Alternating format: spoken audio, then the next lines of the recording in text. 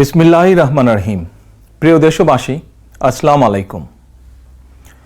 প্রিয় বাংলাদেশ এখন এক মৃত্যু উপত্যকা। জুলাই মাসে সংগঠিত গণহত্যায় 1000-এরও বেশি ছাত্র ছাত্রীকে শহীদ করা হয়েছে। দেশের ছাত্রছাত্রী তরুণ যুবকদের বিরুদ্ধে গণহত্যায় এ পর্যন্ত কমপক্ষে 40,000 মানুষ আহত হয়েছেন। হাসপাতাল কিংবা বাসায় বাসায় মৃত্যু যন্ত্রণায় কাতরাচ্ছেন হাজার হাজার মানুষ।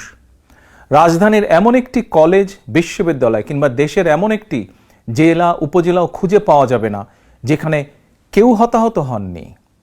ঘরে ঘরে চলছে সন্তান স্বজনহারা পিতামাতা আত্মীয়দের আর্তনাদ। এমন নিষ্ঠুর পরিস্থিতিতেও দেশে কারফিউ জারি করে চলছে গণগ্রেফতার। খুনি হাসিনা একদিকে কারফিউ জারি করে সেনাবাহিনী, বিজেপি, পুলিশের খুনি চক্রকে আন্দোলনকারীদের দেখামাত্র গুলি করার নির্দেশ দিয়েছে। অপরদিকে গণহত্যায় শহীদদের স্মরণে কথিত শোক দিবস পালনের নাটক করছে। হাজারো মানুষকে খুন করে প্রায় 1.5 লক্ষ মানুষকে আহত করে লাখো কোটি পরিবারের শান্তি বিনষ্ট করেও খুনি হাসিনার কোনোই অনুতাপ নেই। অথচ রেলের ভাঙা কাজ দেখে গণহত্যাকারীর চোখে কুমিরের কান্না। প্রিয় দেশবাসী, অবৈধ ক্ষমতা টিকিয়ে রাখার অপচেষ্টায় খুনি হাসিনা জুলাইয়ের গণহত্যায় পুলিশ, বিজেপি, র্যাবের পাশাপাশি এবার সেনাবাহিনীকেও ছাত্রছাত্রীদের বিরুদ্ধে লেলিয়ে দিয়েছে। গণহত্যাকারী খুনি শেখ হাসিনাকে বাঁচাতে সেনাবাহিনী এখন নিজ দেশের জনগণের বিরুদ্ধে গোলাগুলি করছে আর শত্রুর সঙ্গে করছে গলাগলি।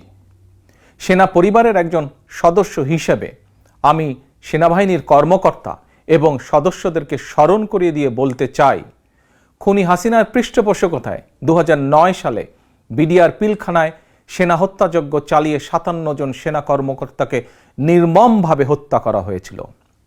সেদিন নিজের সহকর্মীদের রক্ষা করতে আপনারা চূড়ান্তভাবে হয়েছিলেন ব্যর্থ। অথচ এখন সন্তান সমতুল্য ছাত্রছাত্রীদের বুকে গুলি চালিয়ে নিজেদের বীরত্ব জাহির করছেন আপনারা। বীরত্ব দেখাতে চাইলে অরক্ষিত সীমান্তে যান। জনগণ মনে করে দাবিদারি করতে করতে আপনারা নিজেদের স্বাধীনতা, সম্মান, সাহস এবং আত্মমর্যাদা হারিয়ে ফেলেছেন। সেনাবাহিনীকে বলবো, মিয়ানমারের সেনাবাহিনীর মতন নিজ দেশের জনগণের সঙ্গে যুদ্ধে লিপ্ত হবেন না। এতে কোনো বাহাদুরি নেই।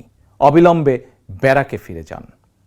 প্রিয় দেশবাসী, ভাই ও বোনেরা, খুনি হাসিনাকে পদত্যাগে বাধ্য করতে জাতীয় ঐক্যের কোনোই বিকল্প নেই। একজন রাজনৈতিক কর্মী হিসাবে, একজন বাংলাদেশি হিসাবে, বাংলাদেশের পক্ষের শক্তি, গণতন্ত্রের পক্ষের শক্তি প্রতিটি রাজনৈতিক দল, সামাজিক সাংস্কৃতিক সংগঠন, শিক্ষক, বুদ্ধিজীবী, কৃষক, শ্রমিক, স্বল্প আয়ের মানুষ, শ্রমজীবী, পেশাজীবী তথা ধর্ম, বর্ণ নির্বিশেষে প্রত্যেক ব্যক্তি ও গোষ্ঠীর প্রতি আমি বিনীত আহ্বান জানিয়ে বলতে চাই, আসুন সবাই মিলে গণহত্যাকারী খুনি হাসিনার, খুনি সন্ত্রাসী বাহিনীর বিরুদ্ধে রাজপথে চূড়ান্ত প্রতিরোধ গড়ে তুলি। যার যা কিছু আছে তাই নিয়ে ছাত্র জনতার বৃহত্তর এই ঐক্যের আন্দোলনকে আমরা সফল করি। খুনি হাসিনাকে বিদায় করি, বাংলাদেশকে স্বাধীন করি আমরা। প্রিয় দেশবাসী, ভাই ও বোনেরা, তারুণ্যের শক্তি জেগে উঠেছে। গণহত্যা, গণগ্রেফতার চালিয়ে তারুণ্যের শক্তিকে আর রুখে দেওয়া যাবে না। নির্দ্বিধায়, নিঃসংকোচে বুকে বুলেট আলিঙ্গন করে শহীদ আবু সাইদ প্রমাণ করে দিয়েছে দিল্লির কৃতদাস তাবেদার খুনি হাসিনার লেলিয়ে দেওয়া সেনাবাহিনী, বিজেপি আর পুলিশের খুনিচক্রের ভয় স্বাধীন বাংলাদেশের তারুণ্য আর পিছু হটতে রাজি নয়। ছাত্রছাত্রীদের বিরুদ্ধে গণহত্যা চালিয়ে বৈষম্য বিরোধী ছাত্র আন্দোলনের কয়েকজন সমন্বয়ককে গ্রেফতার করে খুনি হাসিনা চলমান আন্দোলনকে দমন করে দিতে চেয়েছিল।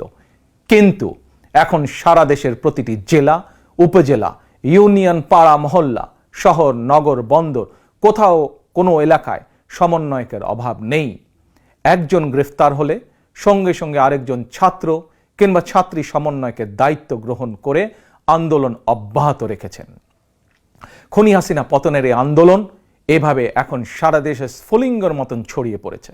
হাসিনার পতন না হওয়া পর্যন্ত ছাত্র জনতার ঐক্যের এই আন্দোলন আর থামবে না। প্রিয় ভাই ও বোনেরা, হাসিনা একজন ঠান্ডা মাথার খুনি। খুনির কাছে খুনির বিচার সম্ভব নয়।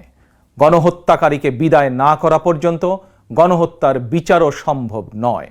সুতরাং ছাত্রছাত্রী হত্যার সুষ্ঠু এবং নিরপেক্ষ বিচার নিশ্চিত করতে হলে, গণহত্যায় মারাত্মকভাবে আহতদের সুচিকিৎসার ব্যবস্থা নিশ্চিত করতে হলে এবং আন্দোলনকারী সকল ছাত্রছাত্রী শিক্ষার্থীর ভবিষ্যৎ নিরাপত্তা নিশ্চিত করতে হলে, শহীদের স্বপ্নের বৈষম্যহীন বাংলাদেশ গড়তে হলে গণহত্যাকারী মাফিয়া খুনি হাসিনাকে ক্ষমতা থেকে বিদায় করতেই হবে। প্রিয় অভিভাবক এবং সকল বিরোধী রাজনৈতিক সহকর্মীবৃন্দ, গত 15 বছর ধরে খুনি হাসিনা আমাদের অসংখ্য সহকর্মীদেরকে গুম, খুন, হত্যা, অপহরণ করেছে। আর এখন রাজপথে আমাদের সন্তানদের পাখির মতন গুলি করে হত্যা করছে। এমনকি ঘরের ভেতরে আমাদের শিশুরাও নিরাপদ নয়, আমাদের মা বোনেরা নিরাপদ নয়। আর এ কারণেই খুনি হাসিনাকে বিদায় করে আপনার, আমাদের সন্তান স্বজনদের ভবিষ্যৎ নিশ্চিত ও নিরাপদ করতেই চলমান ছাত্র জনতার ঐক্যের এই আন্দোলন।